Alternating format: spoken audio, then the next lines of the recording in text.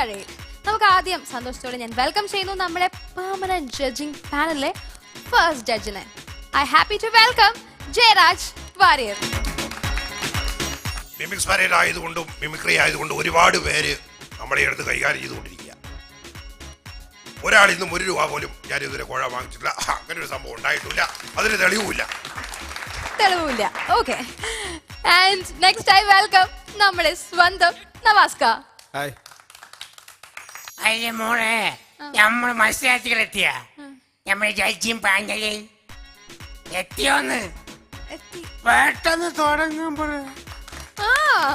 പെട്ടെന്ന് തുടങ്ങാം. നമ്മളെ സ്ട്രോങ് പില്ലേഴ്സ് റെഡി ആയിരിക്കാണ്, നമ്മളെ കണ്ടസ്റ്റൻസ് റെഡി ആയിരിക്കാണ്. Welcome to mimics parade.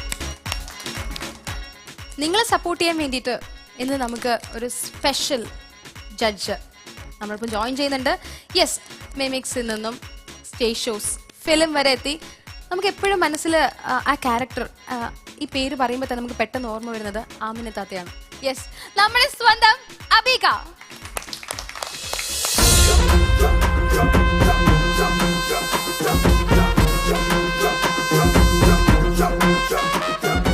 എന്ത് പറ്റി? സ്റ്റെപ്സ് ഒക്കെ ഉണ്ടല്ലോ. അത് നമ്മളിപ്പോ ന്യൂ ജനറേഷൻ സ്റ്റൈലിൽ കയറിയത്. ഇപ്പോഴത്തെ പിള്ളേരൊക്കെ ലിഫ്റ്റിലാണല്ലോ കാരണം. ഞങ്ങളൊക്കെ പണ്ട് പടിപടിയായിട്ടാണ് ഓരോ സ്റ്റേജ് ചെയ്ത് അല്ലേ? പണ്ട് നമ്മളെ വളർച്ച എങ്ങനെയായിരുന്നു.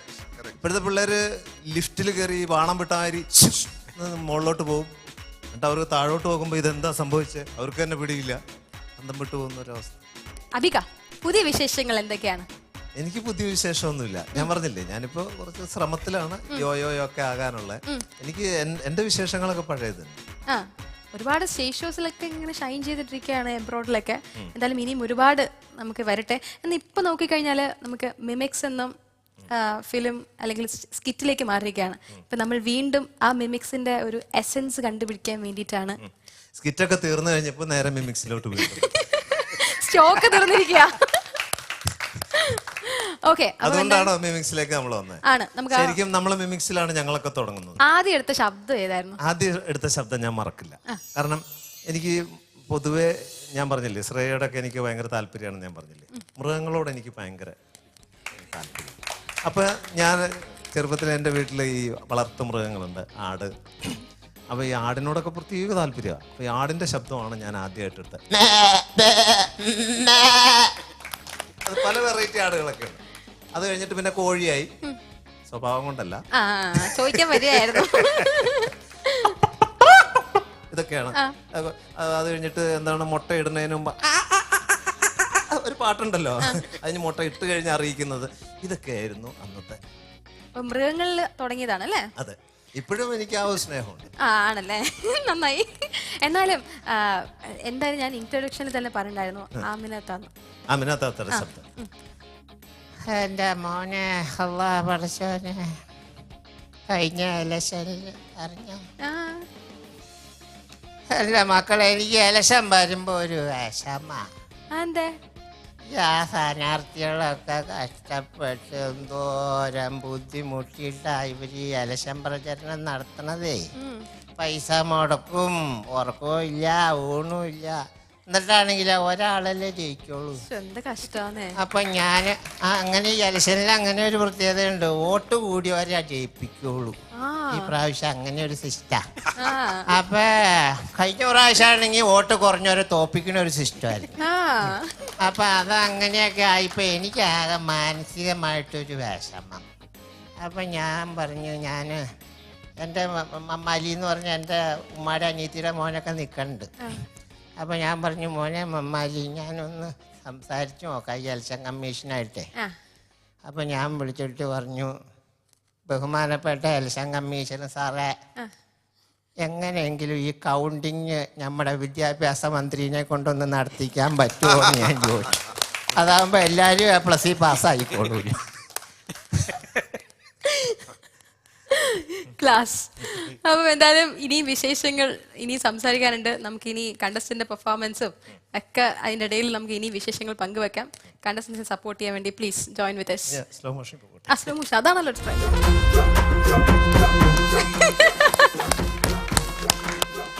എന്തായാലും നമുക്ക് ഉഷാറായി സ്ഥിതിക്ക് നമുക്ക് ഫസ്റ്റ് കണ്ടസ്റ്റന്റ് നിങ്ങളുടെ പെർമിഷനോടെ ഞാൻ വെൽക്കം ചെയ്തോട്ടെ. വിളിക്കൂ.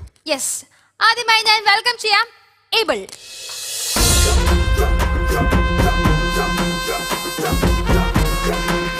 ഏബിൾ, ഇന്ന് എന്താണ് ഇവിടെ പെർഫോമൻസ്? ഇന്ന് ഞാനിവിടെ ഒരു ഇപ്പൊ നമ്മള് സ്ഥിരമായിട്ട് നമ്മുടെ മാധ്യമങ്ങളിലൊക്കെ കണ്ടുവരുന്ന ഈ സിനിമ സ്പൂഫ് ഉണ്ടല്ലോ, അതായത് രാഷ്ട്രീയ പശ്ചാത്തലം സിനിമയുമായി ബന്ധപ്പെടുത്തിയിട്ടുള്ള അതുപോലെ ഒരു സ്പൂഫാണ് ഞാൻ ചെയ്യാൻ ഉദ്ദേശിക്കുന്നത്.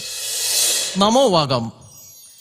പണ്ട് ചന്ദ്രികയെ നോക്കി രമണൻ ഇങ്ങനെ പാടി: കാനന ഛായയിലാടുമേക്കാൻ ഞാനും വരട്ടെയോ നിന്റെ കൂടെ, പാടില്ല പാടില്ല നമ്മെ നമ്മൾ പാടെ മറന്നൊന്നും ചെയ്തുകൂടാ.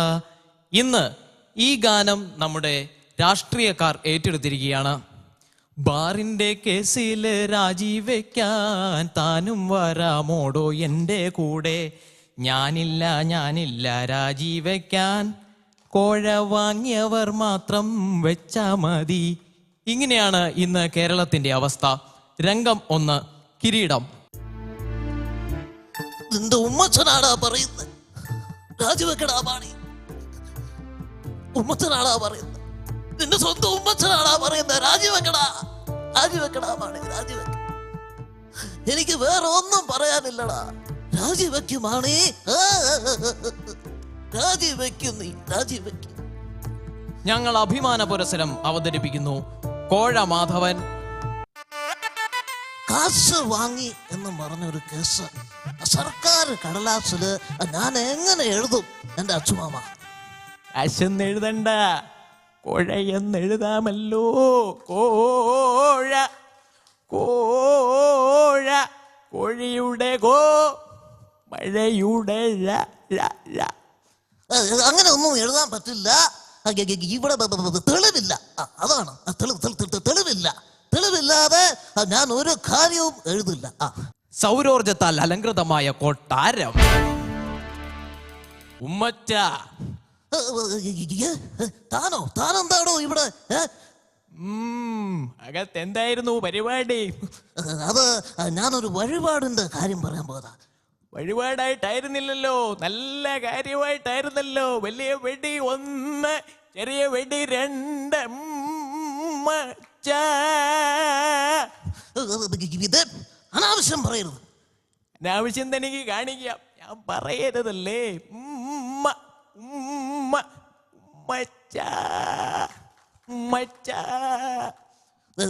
എന്റെ പൊന്നച്ചുമാമ, തന്റെ കാല് ഞാൻ പിടിക്കാം. കാല് പിടിക്കുന്നത് കൊള്ളാം, വരാതിരുന്നാ മതി. എന്റെ പൊന്നച്ചുമാമ, എന്ത് വേണമെങ്കിലും ഞാൻ ചെയ്യാം. ദൈവത്തെ ഓർത്ത് എന്നെ നാറ്റിക്കരുത്. ആ മാധവന്റെ പേരിലുള്ള കേസ് എന്റെ പൊന്നച്ചുമാമ, അത് ഞാൻ പറഞ്ഞില്ല, തെളിവില്ല. തെളിവില്ലെങ്കിൽ ഞാൻ ഈ ഉമ്മച്ചന്റെ കഥ എല്ലാവരോടും പറയും. തെളിയിക്കും തന്നെ ഞാൻ നാറ്റിക്കും. എന്തെടോ തന്റെ പേര്? മാധവൻ.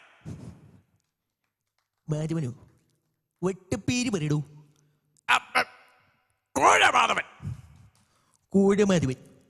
പേരൊക്കെ നല്ല ഉഷാറായിട്ടുണ്ട്. പക്ഷേ നാളെ പോലെ താനിങ്ങോട് വരണ്ട, ഇട്ടി പൊക്കോ. എന്നാണ് ഈ പുള്ളി എന്നാ വർത്തമാനായി പറഞ്ഞ? ഉമ്മച്ച, താനിത് കേൾക്കുന്നില്ലേ? എന്തു വർത്തമാനാ ഇയാളെ പറയുന്നേ? എനിക്ക് വേറെ ഒന്നും പറയാനില്ല. അദ്ദേഹം പറഞ്ഞത് എനിക്കും പറയാനുള്ളൂ. താൻ രാജിവെച്ച് വീട്ടിൽ പോകോ. പോ പോ പോ പോ പോ. എന്റെ ദൈവമേ, ഇയാളെ കൊണ്ട് തോറ്റു. അത് മാത്രം നീ പറയരുത്.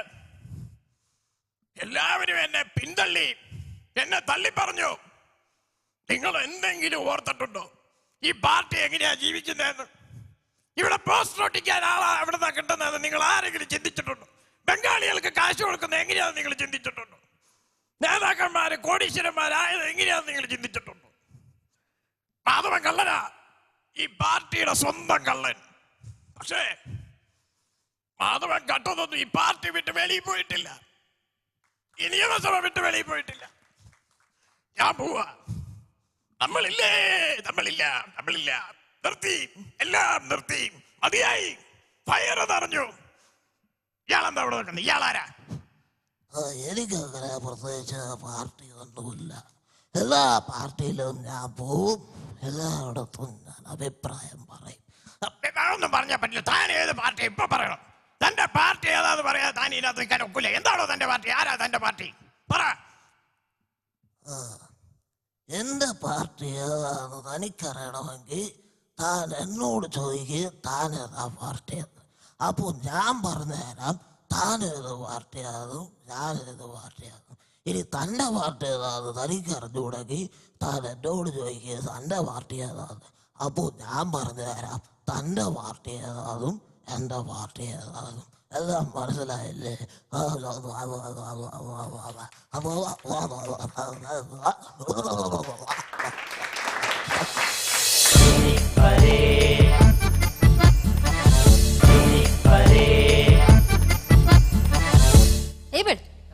മുന്നോട്ട് നിൽക്കൂ. ടെൻഷൻ ഉണ്ടോ? ടെൻഷൻ ഉണ്ടോ? ടെൻഷൻ നല്ല രീതിയിലുണ്ടായിരുന്നു. ഉണ്ടായിരുന്നു. ഇപ്പൊ റിലാക്സ്ഡ് അല്ലേ? ഇപ്പൊ വലിയ കുഴപ്പമില്ല. എങ്ങനെയുണ്ടായിരുന്നു പെർഫോമൻസ്? ഇഷ്ടമായോ? സൂപ്പർ. അബീക ഇക്കാ നന്നായിരുന്നു. താങ്ക്സ് ഇക്കാ. ഇപ്പോ നടന്നുകൊണ്ടിരിക്കുന്ന സംഭവം നല്ല രസകരമായിട്ട് അവതരിപ്പിച്ചു. അപ്പൊ ശൈലി എല്ലാം ഒത്തിട്ടുണ്ട്. ശൈലിക്കെല്ലാം നല്ലൊരു കൈയടി കൊടുക്കാം. ശബ്ദങ്ങള് എല്ലാ ശബ്ദങ്ങളും ഒത്തു എന്ന് ഞാൻ പറയുന്നില്ല. കുറച്ചുകൂടി ശബ്ദം ശരിയാക്കാൻ വേണ്ടി ഒരു ശ്രമം നടത്തണം. അപ്പോൾ ഏതായാലും ഓൾ ദ ബെസ്റ്റ്. ഒരുപാട് മുന്നോട്ട് വരാനുള്ള ഏബിളുള്ള വ്യക്തിയാണ് ഏബിൾ. താങ്ക് യു കാ. നമസ്കാർ. ഒരു സ്ക്രിപ്റ്റ് ശരിയാക്കി റെഡിയാക്കിയിട്ടാണ് ഏബിൾ വന്നത് ഈ വീട്ടിൽ. ഏബിളോട് ഞാൻ ചോദിക്കുകയാണ്, മിനിസ്റ്ററോട് ഞാൻ ചോദിക്കുകയാണ്. ഓക്കെ, നേരെ അതിലേക്ക് പോയില്ലേ? ഇപ്പോൾ നമ്മൾ കോഴയെക്കുറിച്ച് സംസാരിച്ചു, വിവിധ വിഷയങ്ങൾ കൈകാര്യം ചെയ്തു. കേട്ടില്ല. വിവിധ വിഷയങ്ങൾ കൈകാര്യം ചെയ്തു. സർ, നമുക്ക് ഇതൊന്നുമില്ലാത്ത അതല്ലെങ്കിൽ ജനങ്ങൾക്ക് തൃപ്തിയായിട്ടുള്ളൊരു ഭരണം അത് എന്ന് പ്രതീക്ഷിക്കാം? അതിനു വേണ്ടി ഞാൻ പഠിച്ചുകൊണ്ടിരിക്കുക. എന്ന് നന്നായിട്ട് പഠിക്കുകയാണ് ഞാൻ. ഇപ്പോൾ ഭരണം പഠിച്ചുകൊണ്ടിരിക്കുക. ഓരോന്ന് പഠിക്കുമ്പോൾ പുതിയ പാഠമായിട്ട് ഓരോരുത്തർ വരും. ഞാൻ എന്താ ചെയ്യാൻ? ഇപ്പോൾ ഞാൻ സോളാറ് പഠിച്ച ഒരു പരിധി വരെ വന്നപ്പോൾ വേറായിട്ട് വന്നു. ഞാൻ എന്താ ചെയ്യാൻ? ഇവര് ഇങ്ങനെ ബുക്ക് ഓരോന്ന് കൊണ്ടുവന്നാൽ ഞാൻ ഒറ്റ ഒരാളല്ലേ പഠിക്കാനുള്ളൂ. അടിപൊളി. ഓക്കെ, നമസ്കാർ. ഞാൻ ആക്ച്വലി ജയരാജ് ചേട്ടനെ നമുക്ക് കുറച്ച് വെയിറ്റ് ചെയ്തിട്ട് പറഞ്ഞ കാര്യം എന്ന് വെച്ചാൽ ജയരാജ് ചേട്ടൻ കറക്റ്റായിട്ട് ക്രിട്ടിസൈസ് ചെയ്യും. ലൈക്ക് കൊള്ളില്ലെങ്കിൽ അത് കൊള്ളില്ല എന്ന് തന്നെ പറയും. ഞാൻ ചില ചോദ്യങ്ങള് ചോദിക്കാം. യഥാർത്ഥത്തിൽ അങ്ങനെ ഒരു വിഷയം ഉണ്ടായിട്ടുണ്ടോ? അങ്ങനെ ഒരു വിഷയം ഇപ്പൊ തൽക്കാലം ആരോടെ അടുത്തും പറയണ്ട. അത്രേ ഉള്ളൂ. നമുക്കറിയാലോ എന്താ സംഭവിച്ചതെന്ന് നമുക്ക് രണ്ടുപേർക്കും അറിയാം. നമ്മൾ ആരോടും പറയണ്ട. ഭയങ്കര സീക്രട്ടാണ്. നമ്മൾ തന്നെ ഇരിക്കട്ടെ. ചാണ്ടിയുമ്മൻ മുഖ്യമന്ത്രിയാകുമോ? അടുത്തതില് നമുക്ക് എങ്ങനെയാലും കാല് വാരി കയറി ഇരിക്കാം. എങ്ങനെയാണെങ്കിലും നമ്മൾ ഇരിക്കാൻ നോക്കണം. കിട്ടിയാ കയറി ഇരിക്കണം. അവിടെയും ഒരു വാരൽ നടക്കുമോ? വരാൻ സാധ്യതയുണ്ട്. അതിനുള്ള പുതിയ തന്ത്രങ്ങൾ മെനയുന്നുണ്ടോ? നമുക്ക് മെനയാ, ഒന്നിച്ചിരുന്ന് മെനയാ. ഒരുപാട് കാര്യങ്ങള് നമുക്ക് മെനയാറുണ്ട്. ഒന്നിച്ചിരിക്കാം.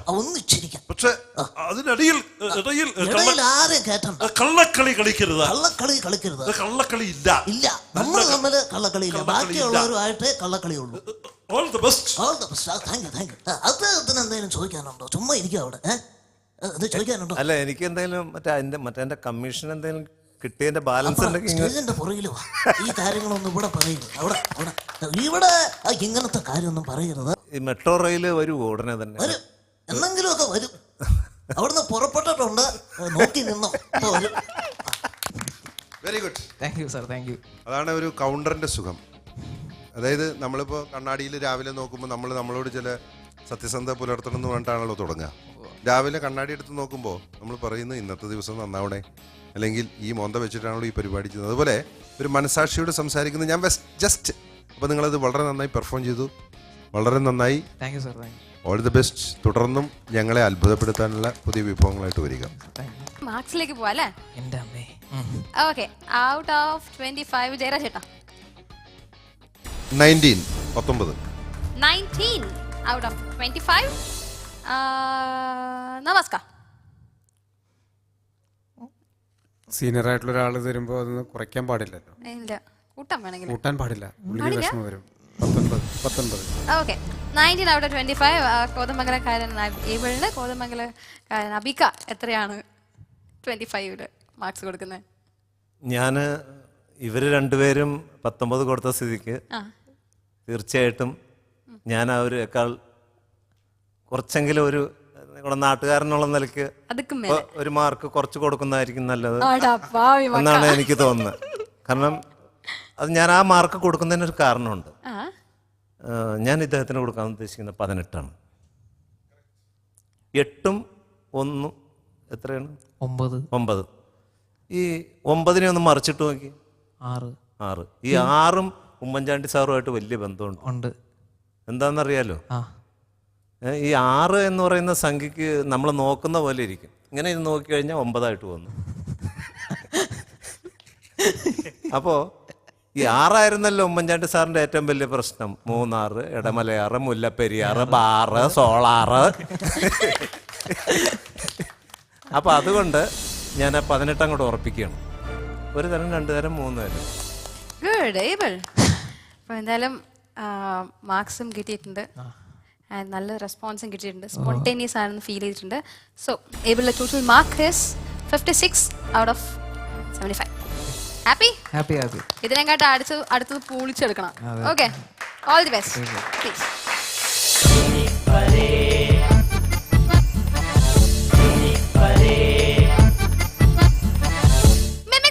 അടുത്തത് പെർഫോം ചെയ്യാൻ വേണ്ടിട്ട് രൺദീപ് വെയിറ്റ് ചെയ്യുന്നുണ്ട്. I welcome him on to the floor of mimics parade.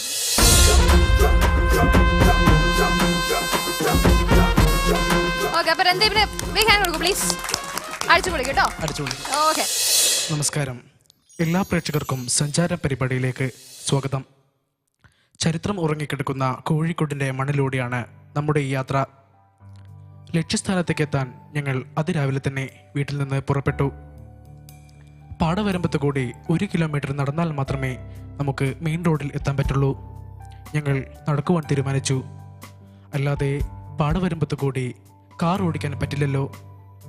Main റോഡിൽ നിന്നും ഞങ്ങൾ ബസ്സിൽ കയറി. ബസ് സ്റ്റാർട്ട് ചെയ്യാൻ ഡ്രൈവർ കുറച്ച് പ്രയത്നിച്ചു.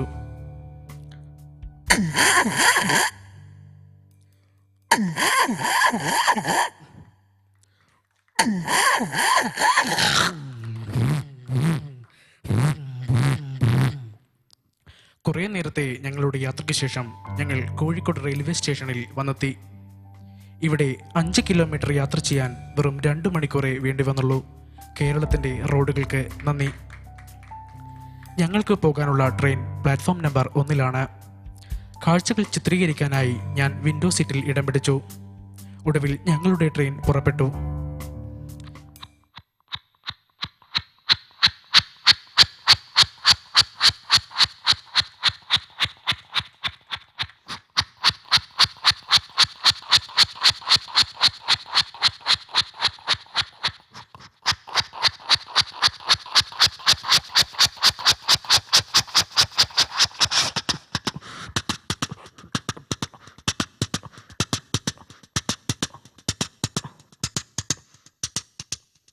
പുറംകാഴ്ചകൾക്കിടയിൽ മറ്റൊരു ട്രെയിൻ അതിവേഗം കടന്നുപോയി.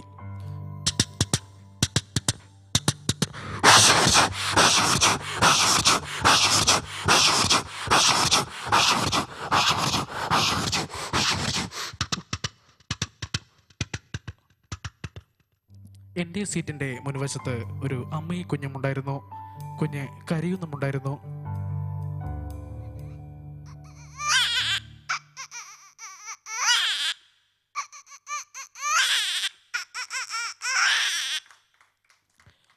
കുഞ്ഞിനെ താരാട്ടുപാട്ട് പാടി ഉറക്കാനുള്ള ശ്രമത്തിലായി പിന്നെ അമ്മ.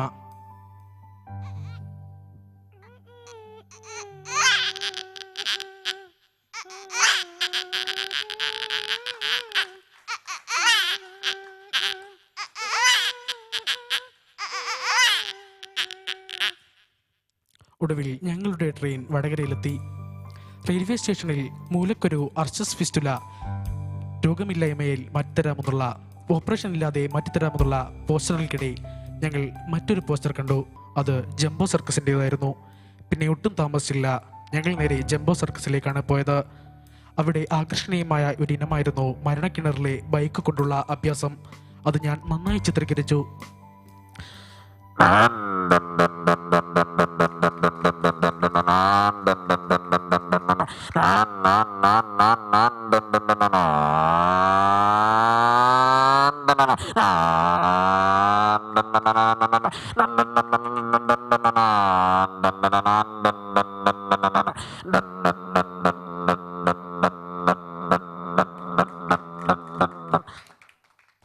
കൂടുതൽ നേരം എനിക്കവിടെ ചിലവഴിക്കാൻ സമയമുണ്ടായിരുന്നില്ല. നേരം വൈകിയാൽ വീട്ടിൽ കയറ്റില്ല എന്ന് ഭാര്യ എന്നോട് നേരത്തെ പറഞ്ഞിരുന്നു. ഇപ്പോൾ സന്ധ്യ കഴിഞ്ഞിരിക്കുന്നു. എന്താണെന്നറിയില്ല, റോഡുകൾ വളരെ ശാന്തമാണ്. എന്നിട്ടും സെക്കൻഡ് ഇടവിട്ട് ചില വാഹനങ്ങളൊക്കെ കടന്നു പോകുന്നുമുണ്ട്.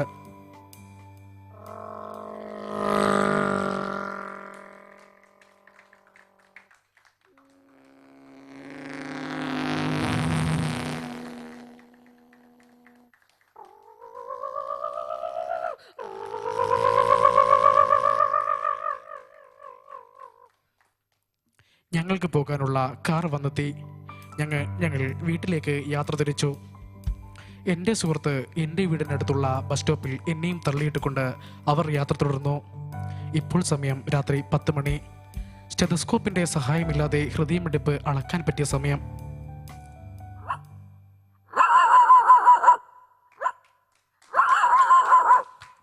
അകലെ നിന്ന് തെരുവു നായ്ക്കളുടെ ശബ്ദം കേട്ടപ്പോൾ ശ്രീമതി മേനകാ ഗാന്ധിയെ ഒന്നോർത്തുപോയി.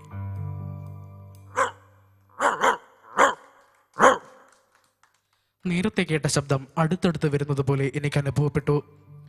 മേനകാ ഗാന്ധി പറഞ്ഞതുപോലെ തെരുവു നായ്ക്കളിൽ നിന്നും രക്ഷ നേടാൻ ഞാൻ മരങ്ങൾ തിരഞ്ഞുകൊണ്ടിരുന്നു. തെങ്ങൊഴികെ മറ്റു മരങ്ങളൊന്നും അവിടെ ഇല്ലാത്തതിനാലും തെങ്ങ് കയറ്റം എനിക്ക് വശമില്ലാത്തതിനാലും ഞാൻ മറ്റൊന്നും ആലോചിച്ചില്ല. കേരളത്തിൻ്റെ സ്വതസിദ്ധമാർന്ന ശൈലിയിൽ മുണ്ടും മടക്കി കുത്തി ഞാൻ വീട്ടിലേക്ക് കുതിച്ചു. കണ്ണിൽ ചോരയില്ലാത്ത തെരുവു നായ്കൾ എന്നെ കടിച്ചു കയറി. വരാനുള്ളത് വഴിയിൽ തങ്ങില്ല എന്ന് പറഞ്ഞുകൊണ്ട് നാട്ടുകാർ എന്നെ കൊണ്ട് തള്ളിയത് പരിചരണമില്ലായ്മയിൽ ശ്രദ്ധ നേടിയ മെഡിക്കൽ കോളേജിലായിരുന്നു. നഴ്സുമാർ കയ്യിൽ മൊയിലാഞ്ചി ഇടുന്നത് പോലെ നഴ്സുമാർ എൻ്റെ പൊക്കിളിൽ ഇഞ്ചക്ഷൻ വെക്കുന്ന തിരക്കിലാണ്. നാളെ എനിക്ക് പേ ഇളകിയില്ലെങ്കിൽ എത്യോപ്യയിലെ ഡിക്രോ ചക്രവർത്തിയുടെ കൊട്ടാര കാഴ്ചകൾ ചിത്രീകരിക്കാം. നന്ദി. രൺദീപ്, എന്തോ എനിക്കിഷ്ടായിട്ടോ. ഇഷ്ടമായോ? Thank you. So happy. അപ്പം എന്തായാലും നമുക്ക് കമന്റ്സിലേക്ക് പോവാം. എന്താ? Thank you. ഓക്കെ, ജയരാജ് ചേട്ടാ. എനിക്ക് വളരെ വളരെ വളരെ ഇഷ്ടപ്പെട്ടു. കാരണം നിങ്ങളുടെ ഒരു സഞ്ചാരം എന്ന TV പ്രോഗ്രാമിലെ ആ ഒരു വോയിസ് ഓവർ ഉപയോഗിച്ചിട്ട് ഈ അപ്രോച്ച് വളരെ മനോഹരമായ അപ്രോച്ച് ആയിരുന്നു. ഇതിനെയാണ് ഈ ഇന്നോവേഷൻ കണ്ടെത്തുക എന്ന് പറയുന്നത്. ഇത് നിങ്ങൾ പുതിയതായി കണ്ടെത്തിയത് കൊണ്ടാണ്, അല്ലെങ്കിൽ ഇത് നിങ്ങൾ നിരന്തരമായി സ്റ്റേജിലും മറ്റുള്ളവർക്ക് അവതരിപ്പിക്കാത്തത് കൊണ്ടാണ് ഇടയ്ക്കൊരു കൺഫ്യൂഷൻ ഉണ്ടായത്. അതിനെക്കുറിച്ച് അത് ചെയ്ത് വരേണ്ടതാണ്. പക്ഷേ ഇത്തരത്തിലുള്ള മത്സരവേദിയിൽ വരുമ്പോൾ ഒരു പാട്ടുകാരൻ എങ്ങനെ പാട്ട് പഠിച്ച് ഒരു സംഗീത പരിപാടി പങ്കെടുക്കുന്നുവോ, അതുപോലെ ഒരാൾ എങ്ങനെ പ്ലാൻ ചെയ്ത് വരുന്നു, അത് നിങ്ങളൊന്ന് ശ്രദ്ധിക്കണം. അതായത് ഇത്രയും സമയത്തിനുള്ളിൽ ഈ വിഷയങ്ങൾ പറഞ്ഞു തീർക്കണം. ഇടതടവില്ലാതെ വാക്കുകൾ വരണം, ആശയം കമ്മ്യൂണിക്കേറ്റ് ചെയ്യണം. അതിനുവേണ്ടി ഇനിയും ശ്രമിക്കണം. Best of luck. Thank you ചേട്ടാ. നമസ്കാരം. രൺദീപേ, രൺദീപ് ഭയങ്കര മിടുക്കനായിട്ടോ. നമ്മൾ ആദ്യം കണ്ട പോലെയല്ല, നല്ല മാറ്റമുണ്ട്. ഫ്യൂച്ചറിൽ വളരെ നല്ലൊരു ഭാവി കാണുന്നുണ്ട് രൺദീപിൽ. നമുക്ക് നല്ല രീതിയിൽ ലെവലെത്താൻ പറ്റും, നമുക്ക് മനസ്സിലാവുന്നുണ്ട്. Thank you. നമസ്കാരം. അബിക, ഈ 17 വയസ്സ് എന്ന് പറയുമ്പോൾ ഞാൻ നേരത്തെ പറഞ്ഞ കാര്യം ഒരിക്കൽ കൂടി പറയുകയാണ്. ഈ സഞ്ചാരത്തിലെ വോയിസ് ഉപയോഗിച്ചു, അതിന് കോൺസെൻട്രേറ്റ് ചെയ്ത് കറക്റ്റ് ടോണിലേക്ക് വരാനുള്ള ഒരു പ്രായമായിട്ടില്ല എന്ന് എനിക്ക് തോന്നുന്നു. അതുപോലെ ഈ ശബ്ദാനുകരണം എടുത്ത് പറയാതെ നിവൃത്തിയില്ല. വളരെ നന്നായി ചെയ്യുന്നുണ്ട്, വളരെ സൂക്ഷ്മതയോടെ ചെയ്യാൻ വേണ്ടി ശ്രമിക്കുന്നുണ്ട്. ആ ശ്വാസം ഇത്തിരി കിട്ടുന്നില്ല. ഹെലികോപ്റ്ററിൻ്റെ ശബ്ദം ചെയ്യുമോ? ഒന്ന് കേൾക്കട്ടെ.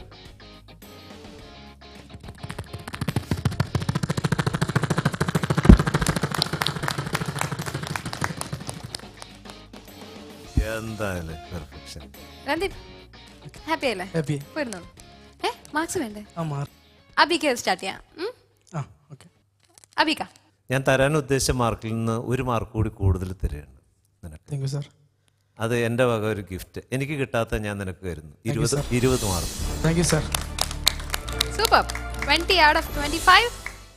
നമസ്കാർ. 19. Thank you sir. 19 out of 25. രചിത. നിങ്ങൾക്ക് 17 വയസ്സെന്നല്ലേ പറഞ്ഞേ? അതെ. രണ്ടും കൂട്ടിയിടാം. 17 നിങ്ങളുടെ രണ്ടുപേരും കൂടെ ആകുമ്പോൾ 18, 19. 19 out of 25. Surandip. 58 out of 75. All the best. Thank you. Thank you. Please. Mimics Parente ഇന്നത്തെ ഫാന്റാസ്റ്റിക് എപ്പിസോഡ് വീണ്ടും സമയമായിരിക്കാണ്. അടുത്ത ദിവസം വീണ്ടും കാണാം. Until then, we will take care. It's me, Spia, signing off from Mimics Parade.